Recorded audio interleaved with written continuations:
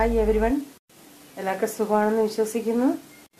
ഇന്ന് നമുക്ക് ഈ ചപ്പാത്തിക്കും പൂരിക്കൊക്കെ കഴിക്കാവുന്ന ഒരു കറി ഉണ്ടാക്കാം. അതായത് വെള്ളക്കടല കൊണ്ട് എങ്ങനെ കറി ഉണ്ടാക്കാൻ നോക്കാം. അതിനായിട്ട് ഞാനിവിടെ 1/4 കിലോ വെള്ളക്കടല ഒരു 3-4 മണിക്കൂർ വെള്ളത്തിലിട്ട് പൂത്ത് വെച്ചതാണ്. ഇത് ആ കടലയുടെ കൂടെ ഞാൻ നമ്മുടെ ഇത് പീസ് വട്ടാണ ഉണങ്ങിയത് അത് ഇതിനൊരു കപ്പിട്ട്, കാരണം അതൊരു കൊഴുപ്പ് കിട്ടാൻ വേണ്ടി. ഇത് രണ്ടും കൂടെ ഞാൻ ചോദിച്ചാൽ നിങ്ങൾക്ക് അങ്ങനെ ഈ നമ്മുടെ ഈ പീസ് ഇടണ്ട എങ്കിൽ കടല മാത്രം വെച്ചും ചെയ്യാം. അത് ഒരു കൊഴുപ്പിന് വേണ്ടിയാണ് ഞാൻ ഇതുകൂടെ ചേർത്തത്. അതിനുവേണ്ടി ഞാനിവിടെ ഒരു 2 സവാള അരിഞ്ഞു വെച്ചിട്ടുണ്ട്, 2 തക്കാളിക്ക അരിഞ്ഞു വെച്ചിട്ടുണ്ട്, 1 ടേബിൾ സ്പൂൺ ഇഞ്ചി വെളുത്തുള്ളി പേസ്റ്റ്, പച്ചമുളക് 2 എണ്ണം കീറിയത്, മഞ്ഞൾപ്പൊടി 1/2 ടീസ്പൂൺ, ഗരം മസാല ഇത് നമ്മുടെ വീട്ടിൽ പൊടിക്കുന്ന ഗരം മസാലയാണ്, അത് 1.5 ടീസ്പൂൺ, മുളക് പൊടി ഒരു 1.5 ടേബിൾ സ്പൂൺ, മല്ലിപ്പൊടി ഒരു 2 ടേബിൾ സ്പൂൺ, ഉപ്പ് ആവശ്യത്തിന്, പിന്നെ മല്ലിയില. പിന്നെ ഇത് കസൂരി മേത്തി എന്ന് പറയും. ഇത് നമ്മൾ കടകളിൽ ഇത് നിങ്ങൾക്ക് വേണമെങ്കിൽ ചേർത്താൽ മതി. ലാസ്റ്റ് ഇത് ഇത്തിരി ഒന്ന് ഇട്ടാൽ നല്ലൊരു മണം കിട്ടും. ഈ കസൂരി മേത്തി എന്ന് പറയുന്നത് നമ്മുടെ ഉലുവ ഉണങ്ങിയ ഇലയുടെ ഇതാണ്. പിന്നെ കടുക് വറുക്കാനായിട്ട് കുറച്ച് ഉള്ളി, 1/2 ടീസ്പൂൺ കടുക്, ഒരു കറിവേപ്പില, 2 വറ്റൽമുളക്. നമുക്ക് ആദ്യം ഈ വെള്ളക്കടല സ്വല്പം മഞ്ഞപ്പൊടി ഇട്ട് കുക്കറിലൊരു 2 വിസിൽ, നിങ്ങളുടെ വിസിലിൻ്റെ അനുസരിച്ച്, അത് ഞാൻ പറയുന്നില്ല വിസിൽ എത്രയെന്ന്, ഒന്ന് നമുക്ക് വേവിച്ചെടുക്കാം. ഞാനിപ്പോൾ ഇതിനൊരു 2-3 വിസിൽ, കാരണം നല്ലപോലെ വേവാൻ വേണ്ടി 2-3 വിസിൽ ഇതിനൊക്കെ ഇത്തിരി വെള്ളം ഒഴിച്ച് നമുക്കൊന്ന് വേവിക്കാം. ഞാൻ കുക്കറിൽ അതിട്ടിട്ട് ഇത്രയും വെള്ളം ഒഴിച്ച് മഞ്ഞപ്പൊടിയും ചേർത്ത് വെച്ചിട്ടുണ്ട്. ഇനി അടച്ചു വെച്ച് വേവിക്കാം. ആ കടല വേവുന്ന നേരം കൊണ്ട് നമുക്ക് ഈ ഉള്ളിയൊക്കെ വഴറ്റിയെടുക്കാം. അതിനായിട്ട് ഞാൻ കടായി വെച്ച് കുറച്ച് എണ്ണ ഒഴിക്കുക. എന്നിട്ട് ഉള്ളി അങ്ങോട്ടിടാം. ഉള്ളി ഇട്ട് നല്ലതുപോലെ ഒന്ന് വഴറ്റിയെടുക്കാം. കുറച്ച് ഉപ്പൂടി ഇട്ട് കൊടുക്കാം ഉള്ളി വഴറ്റുമ്പോൾ.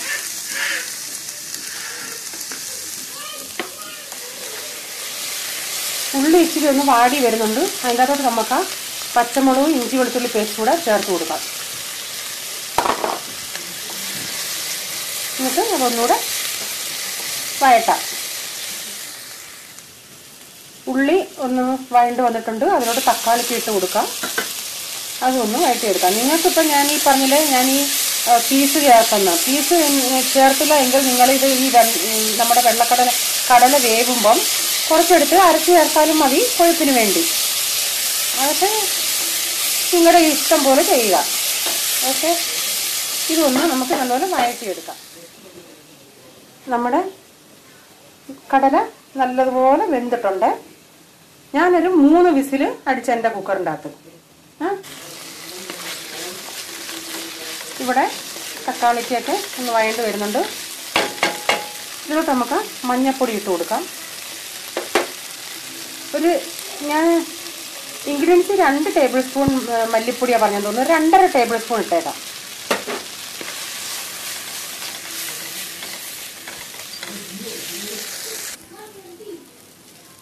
ഇതിലോട്ട് ഇനി മുളക് പൊടി ഇട്ട് കൊടുക്കാം. ആ ഗരം മസാലയും എന്നിട്ട് നല്ലതുപോലെ മിക്സ് ചെയ്യാം. ഈ മസാലകളുടെ പച്ചമണം ഒന്ന് പോവട്ടെ. തീ ഇത്തിരി കുറച്ചിരിക്കണം, അല്ലെങ്കിൽ പുക ഏറി മസാലയും കരിയും നമുക്കും പ്രോബ്ലം ഉണ്ടാവും.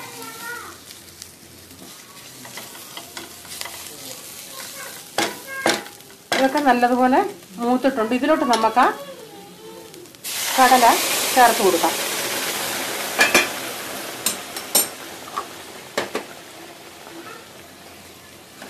നല്ലപോലെ മിക്സ് ചെയ്യുക.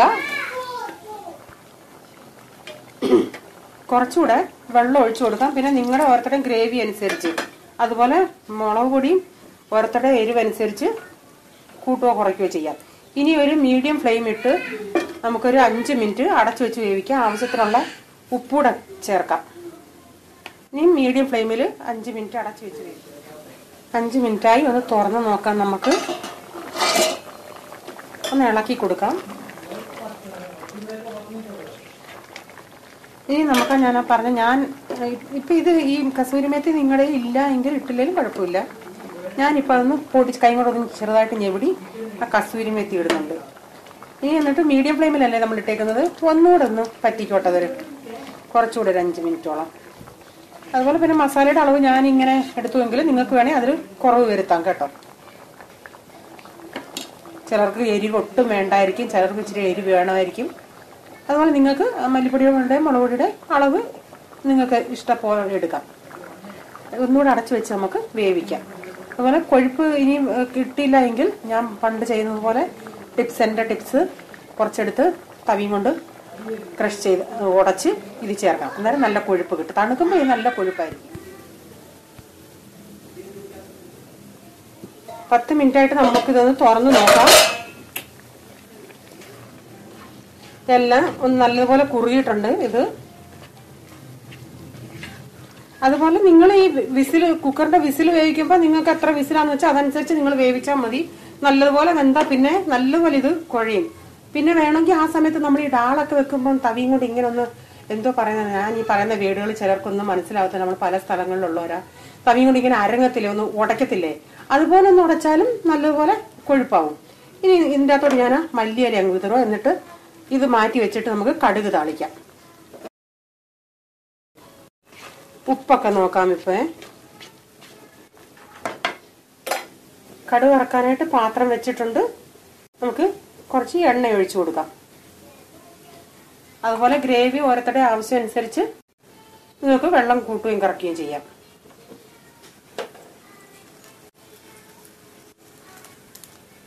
ഇതിലോട്ട് കടുക് ഇട്ട് കൊടുക്കാം.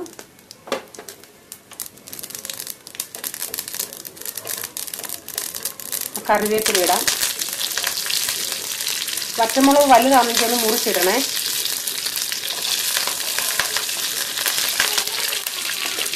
ഇനി ഞാൻ ഉള്ളി ഇട്ട് കൊടുക്കാം.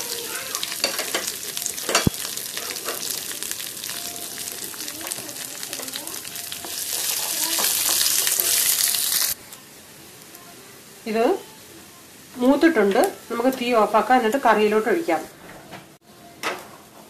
കറിയിലോട്ടൊഴിച്ച് 2 മിനിറ്റ് കഴിഞ്ഞ് അടച്ചു വയ്ക്കാം. 2 മിനിറ്റ് അടച്ചു വയ്ക്കാം. എന്നിട്ട് തുറക്കാം. 2 മിനിറ്റ് ആയിട്ടുണ്ട്. ഇനി നമുക്ക് ഇതൊന്ന് മിക്സ് ചെയ്യാം. ചപ്പാത്തിക്കും പൂരിക്കൊക്കെ ആയതുകൊണ്ടാണ് ഞാൻ ഇത്രയും ലിക്വിഡ് കുറച്ചെടുത്തത്. ഇനി നമുക്ക് തണുത്തതിന് ശേഷം ഒരു സെർവിംഗ് ബൗളിലോട്ട് സെർവ് ചെയ്യാം.